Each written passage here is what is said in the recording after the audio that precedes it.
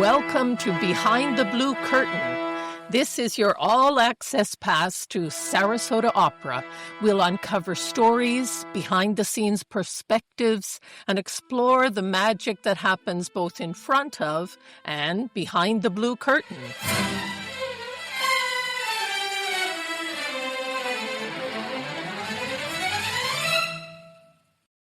Welcome to episode 6 of our podcast series. This is All Things Il Trovatore by the great Giuseppe Verdi. We have sieges, serenades, and secrets.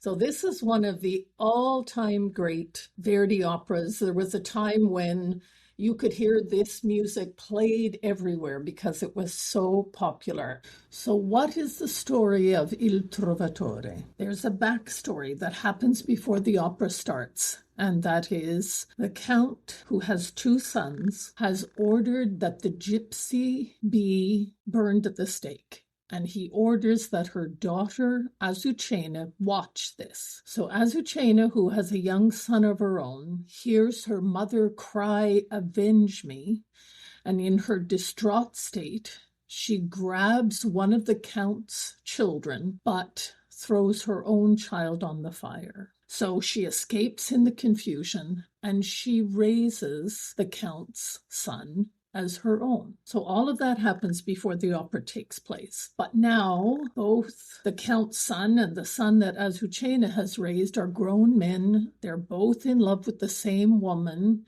Leonora. Azucena continues to need to avenge her mother. It creates this wonderful puzzle of these 4 characters and how their lives are intertwined. And joining me today will be Marco Nisticò, our stage director, and Lisa Chavez, our Azucena, the gypsy woman.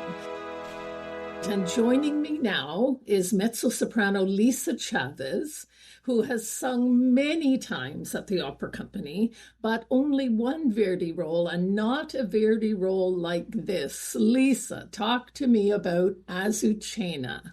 Oh, she's amazing. Azucena is really, I think, Verdi originally wanted her as the heart of the story. She was the main character of this story. But as operas go, the soprano has to be the love interest and whatnot. And her whole character is based on extreme vengeance. She has serious PTSD, if you really think about it. She saw her mother burned at the stake while she's holding her baby to her chest.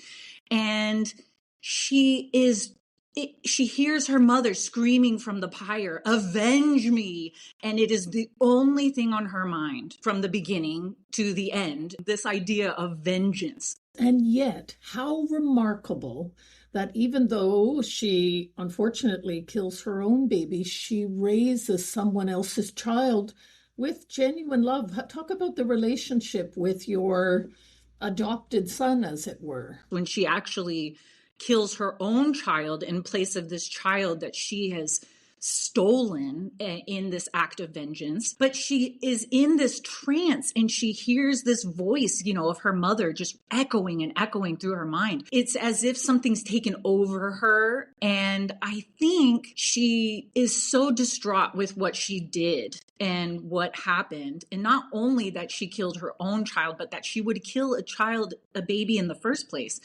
I think that is her motivation to raise this child as her own. And she truly does raise it as her own. She loves him. She cares for him. She runs to his side when he's mortally wounded and nurses him back to health. There is a huge amount of love when she does finally tell him and he goes, "You're not even my mom." She's hurt by this because she says, "I've been nothing but a loving mother to you." There is a true sense of love and dedication to him, but at the same time, this constant reminder of what she did that she can't quite come to terms with, yet she feels that she did it for her mother.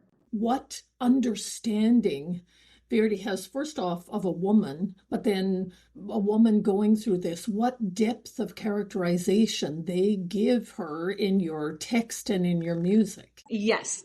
Okay, so Lisa, every singer, every mezzo wants to do this role, but each person has their own part that just really calls to them. What is it that you can't wait to sing? I can't wait to sing Condotta, the aria where she really tells her whole history of what happened. And it's kind of right off the bat. And she is spilling her soul out to Manrico and telling him what happened and how it happened and what she sacrificed. And that maybe he's not her child, but that she loves him still. You know, we can't begin to know what horrible things have happened to people all over the world where strife is happening. So people living through these heightened emotional situations, unfortunately, is not unique to that time period, right? No, it's not. It's not. But I think life was so much shorter at that time too, that it was kind of like live it how it comes. And all of these characters are doing their dangdest to get what they want in each moment. And that's why I think maybe some people might think it's ridiculous, because you're seeing all of these huge moments, one after the other, And that's kind of what makes opera. I think that's what people go to the theater for. What do you want an audience to take away from your performance of Azucena? I would love them to leave the theater feeling that this was a real woman. She's not a caricature of what somebody wrote, that she is really conflicted, that she has this overwhelming fear of how her mother died, and then towards the end knowing that that's going to be her fate as well. But through all of it, that she is a loving mother, but that she's a real person, that she's not just a caricature, that they can understand where her misguided earlier actions came from and can see her focus saving this son that she has raised. Fantastic. Joining me will be Marco Nisticò, our stage director. So Marco, welcome. Hello. Thank you for having me. Well, it's my pleasure. So those of you who don't know, Marco has a long history at Sarasota Opera, first as a singer for many years and actually in many productions of Verdi. Then he was our artistic administrator, and now he has switched to being a stage director. Marco, you grew up in Italy.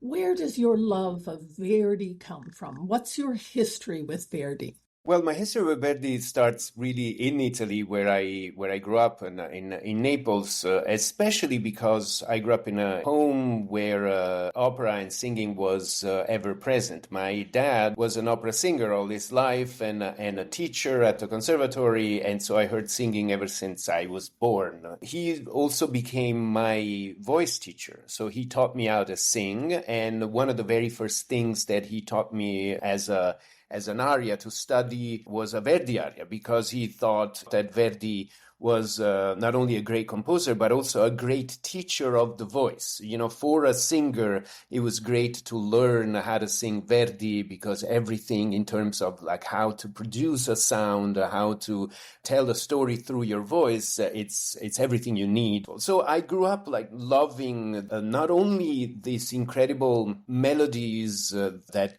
Verdi wrote and the way he tells a story, but also I grew up loving the physical feeling that a singer gets when they sing Verdi. It's a special way to really feel in your body when you do that, and that's something that has stayed with me until now. I have to mention that my very first full Verdi role was in Sarasota with you, Marta, directing. I was singing Foscari, the Doge of Venice, in an early Verdi opera called I Due Foscari. You taught me a lot how to be on stage and fully embody that kind of character. He was an older guy, so it was a great experience. Then I sang many other Verdi roles, but that was the very beginning of this Verdi journey. Well, and what a challenging one to start with, because that incredibly challenging music, as you said, but then embodying a very elderly man who had some very heavy costumes, as I recall.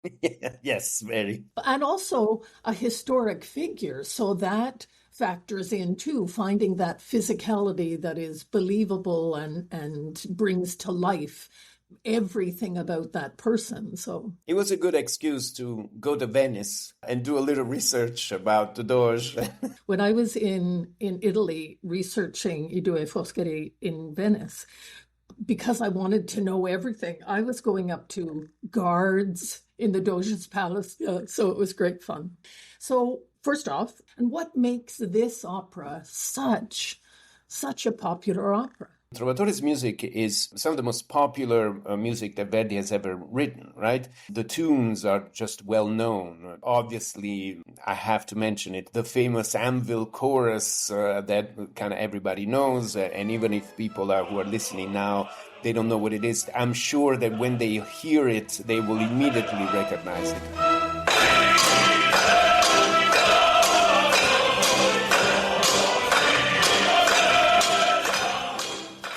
It's an opera focused on the storytelling through the music. Cammarano, the person who wrote the libretto for Trovatore, basically the lyrics, right? The words for Trovatore. Verdi and Cammarano, they were exchanging letters, and at some point, Cammarano said, well, it's also good for a concert hall because the music is so incredibly compelling and gripping. It's an incredibly powerful, believable drama. Verdi was so good at catching depth of humanity in music that is immediately appealing and easy to understand. And so Verdi was one of these geniuses that went through something very difficult in his life, and so then was able to put all this humanity that he understood and suffered into this music in a way that, again, was very direct and immediate. And everybody felt that he could express their own personal feelings. That's the magic of great geniuses, right? That we all identify personally with whatever their artistic production is. Now, the characters, I find them very compelling and very interesting because they have sublime music that they sing. They tend to be, most of them in Trovatore, incredibly driven by something, by basically one thing, almost all of them. Leonora, she's driven by this sudden love that she felt for Manrico. Manrico is also driven by the love for her. Il Conte di Luna is really driven by love, this almost insane love. They actually said, I am crazy with love. They become crazy. They do crazy things. To me, the one that is possibly the most complex character is Azucena, this gypsy, because that's what she is in the opera, who has suffered what we now would call trauma, a profoundly traumatic experience. She's seen her mother burned at the stake as a witch. And he's told by her mother, just before dying, avenge me. So imagine this kid who sees that and then hears that, and this is ingrained in her soul. She's also driven by the love for this young man, Manrico, who is actually not her son. And so that's quite a complex thing, and I think it's Verdi wrote the music that describes and depicts very well the struggle inside her. There's a big scene when she first appears, basically, after she sings a song where she tells the story. We need compelling actors to sing operas. We need people who are able to act the part, embody with their voice and also physically these characters that are heightened but deeply human. Are there particular moments that really grab you? I am actually looking forward to work with Riccardo José Rivera on Valen del suo sorriso, which is iconic for every baritone. because all the tunes are so famous and so well known, I'm looking forward to actually the reaction to all of it. It's like a hit parade of of tunes. And the choruses, I'm actually looking forward for that because Verdi, among many things, he was also master in composing really compelling chorus music. We've talked about some of the themes. We've got revenge, we've got love, we've got trauma. There is war going on. There's, of course, social marginalization. Are these not all themes that a modern audience can relate to? I think they are. I mean, they absolutely are. We feel the same feelings. We feel the love for our children or for our family, passion, anger. I think there is a confusion about, what is relevant. It doesn't have to be modern visually. There is nothing not relevant in a Count di Luna singing about love for his beloved.